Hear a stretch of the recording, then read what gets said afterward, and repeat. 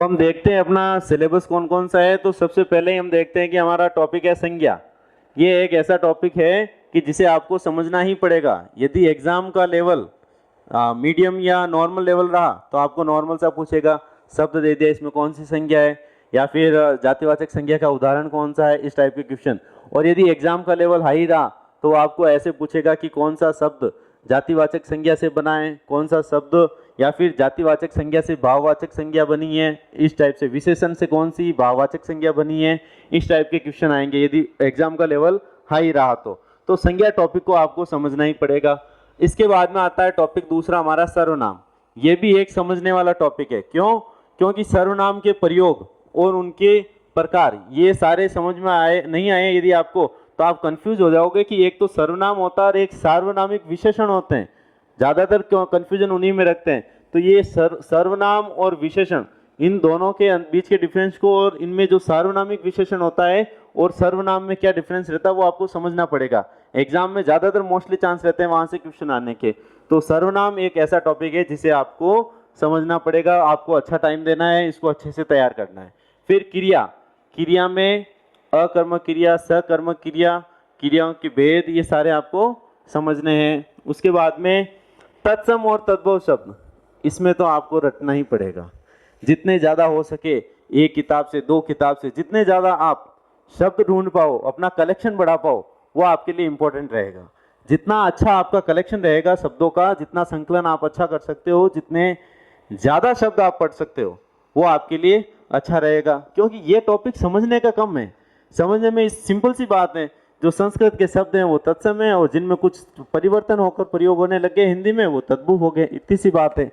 लेकिन शब्द बहुत ज़्यादा होते हैं, उन्हें आपको देखना ही पड़ेगा। जितने ज़्यादा शब्द देखे हुए रहेंगे एग्जाम में फटाक से आपको याद आ जाएगा। देशज शब्द, विदेशी शब्द, ये आपको रटने ही पड़ेंगे। अब विदेशी शब्द, उर्दू के शब्द, पुर्तगाली शब्द, ये सारे आपको पढ़ने ही पड़ेंगे। इनकी कोई शॉर्ट ट्रिक या कोई तरीका नहीं रहेगा। तो ये जो टॉपिक है तत्सम, तद्भव, देशज और विदेशी, ये टॉपिक ऐसा है जिसमें आपको रट्टे मारने हैं, ये ध्यान रखना। और जितने ज़्यादा शब्द पढ़ सको उतने ज़्यादा शब्द आपको पढ़ने हैं। अगला हम देखते हैं संधि। संधि के अंदर आपको नियम सीखने हैं, शब्दों को नहीं रटना है, आपको शब्दों को जोड़ना और तोड़ना सीखना है। क्यों? क्योंकि जरूरी नहीं है वहाँ आपको शब्द ही दे, सीधा आपको ऐसे डायरेक्ट नहीं पूछे संधि कौन सी है, आपको शब्द देकर उसको तोड़वा भी सकते हैं, या टूटे हुए शब्द देकर आपको बोल सकते हैं कि इनको जोड़ो। तो वहाँ आपको नियम आने जरूरी है। और संधि के यदि नियम सीख लिए तो फिर आपको शब्द याद करने रटने की आवश्यकता नहीं रहेगी। तो संधि को आपको डिटेल से समझना है, इसको अच्छे से समय देना है। संधि के बाद में देखते हैं, संधि विच्छेद के बाद में उपसर्ग। यदि आपने संधि को आराम से पढ़ लिया तो उपसर्ग को आपको ज़्यादा समय नहीं देना पड़ेगा। संधि पढ़ी रहेगी, आपने यदि पढ़ ली तो आप शब्द को तोड़ना सीख जाओगे, और जब शब्द को तोड़ना सीख जाओगे तो आप उपसर्ग और प्रत्यय ऑलरेडी सीख जाओगे। उपसर्ग और प्रत्यय में जितने नॉर्मली जो बुक्स मार्केट में आती है उनके शब्द आपको पढ़ने हैं, और संधि के नियम लगा के उपसर्ग और प्रत्यय की आपको पहचान करनी है। वरना हिंदी में इनकी सिंपल सी डेफिनेशन है, जो आगे लग गया वो उपसर्ग है, जो पीछे लग गया वो प्रत्यय है। लेकिन शब्दों में विकार जो उत्पन्न होता है, जुड़ने पर जो चेंज होता है, वो आपको संधि आएगी तो ही ये टॉपिक आपसे सॉल्व होगा। तो उपसर्ग और प्रत्यय में आपको ज़्यादा डिटेल में तो नहीं देखना है, लेकिन संधि जरूर डिटेल में पढ़नी है। उसके बाद में पर्यायवाची, विलोम शब्द, वाक्यांश के लिए एक शब्द। अब इनमें हम कोई गारंटी नहीं ले सकते कि 200 शब्द पढ़ लिए और इन्हीं में से आएंगे। शब्दों का अपार समुंदर है, कहीं से भी पूछ सकते हैं। तो हम हमारी तरफ से क्या कर सकते हैं, हमें इतना ही करना है, जितने ज़्यादा हो सकते हैं अपना शब्द भंडार बढ़ा लें। जितने अधिक शब्द हम पढ़ पाएँ उनको पढ़ लें, जितने अधिक हमारे पास लिख पाएँ नए शब्दों को, जितने नए शब्दों से हम परिचित हो जाएं, वही हमारे लिए सबसे अच्छा रहेगा। ये ध्यान रखना है इसमें। फिर आता है शब्द शुद्धि। ये टॉपिक ऐसा है कि जिसमें कोई गारंटी नहीं ले सकता कि मेरे इसमें गलत हो ही नहीं सकता। नॉर्मली इसमें गलतियों की ज़्यादा चांस रहते हैं, लेकिन फिर भी इससे बचे कैसे, समाधान क्या है? इसका समाधान इतना सही है, ज़्यादातर चांस रहते हैं कि पूछे हुए शब्द ही वापस पूछे जाते हैं, लेकिन फिर भी जितना हमारे पास मटेरियल है, नोट्स हैं, बुक्स हैं, उनमें जो शब्द दे रखे हैं, किस किस प्रकार की अशुद्धियाँ होती हैं और कौन कौन से शब्द ज़्यादातर पूछे जाते हैं वो आपको इनमें देखना है। लेकिन समझने जैसा शब्द शुद्धि में कुछ नहीं है, इसको आपको रट्टा मार के याद करना पड़ेगा। वाक्य शुद्धि इसके बाद में नेक्स्ट, इसमें आपको रटने की कोई आवश्यकता नहीं है। इसमें केवल आपको ये देखना है कि वाक्य किस किस प्रकार से गलत हो सकता है, एक वाक्य में किस किस प्रकार से अशुद्धियाँ हो सकती हैं।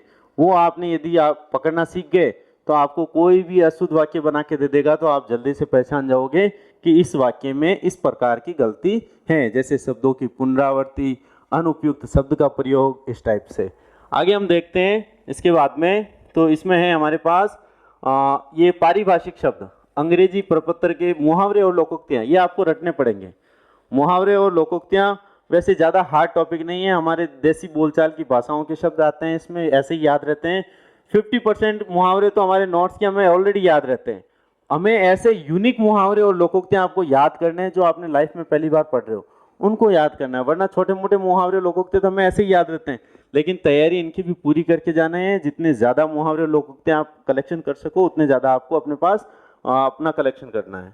फिर देखते हैं पारिभाषिक शब्द, जिसमें आते हैं अंग्रेजी के जो पारिभाषिक शब्द है, तकनीकी शब्द हैं।